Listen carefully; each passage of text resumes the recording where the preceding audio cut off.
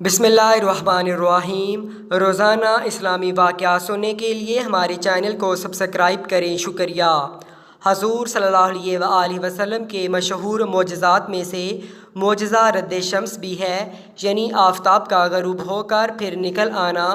اسماء بنت امیس رضی اللہ تعالی عنہا سے مروی ہے کہ ایک روز مقام صبا میں حضور صلی اللہ علیہ وآلہ وسلم نے نماز ظہر ادا کی اور پھر حضرت علی رضی اللہ تعالی عنہ کو کسی کام کے لیے روانہ فرمایا۔ حضرت علی رضی اللہ تعالی عنہ کے واپس آنے تک حضور صلی اللہ علیہ وآلہ وسلم نے نماز عصر بھی ادا فرما لی، اور جب حضرت علی رضی اللہ تعالی عنہ واپس آئے تو ان کی آغوش میں اپنا سر انور رکھ کر حضور صلی اللہ علیہ وآلہ وسلم سو گئے۔ حضرت علی رضی اللہ تعالی عنہ نے ابھی تک نماز عصر ادا نہ کی تھی، ادھر سورج کو دیکھا تو غروب ہونے والا تھا۔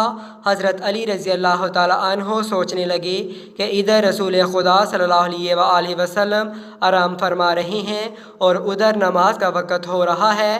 رسول خدا صلی اللہ علیہ وآلہ وسلم کی استراحت کا خیال رکھوں تو نماز جاتی ہے، اور نماز کا خیال کروں تو رسول خدا صلی اللہ علیہ وآلہ وسلم کی استراحت میں خلل واقع ہوتا ہے، کروں تو کروں کیا؟ آخر حضرت علی شیر خدا نے فیصلہ کیا کہ نماز کو قضا ہونے دوں، مگر حضور صلی اللہ علیہ وسلم کی نیند مبارک میں خلل نہ آئے۔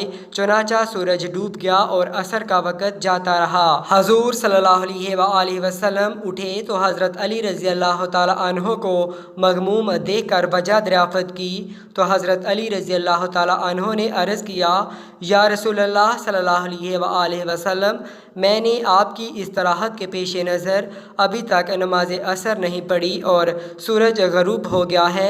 حضور صلی اللہ علیہ وآلہ وسلم نے فرمایا، تو تم کس بات پر پریشان ہو؟ لو ابھی سورج واپس آتا ہے اور پھر اسی مقام پر آ کر رکتا ہے جہاں وقت عصر ہوتا ہے۔ چنانچہ حضور صلی اللہ علیہ وآلہ وسلم نے دعا فرمائی تو غروب شدہ سورج پھر نکلا اور الٹے قدموں اسی جگہ آ کر ٹھہر گیا جہاں عصر کا وقت ہوتا ہے۔ حضرت علی رضی اللہ تعالی عنہ نے اٹھ کر عصر کی نماز پڑھی تو سورج غروب ہو گیا۔ اسماء بنت امیس یہ کہتی ہیں کہ آفتاب غروب کے بعد پھر لوٹ آیا اور اس کی شعاعیں زمین اور پہاڑوں پر پڑیں۔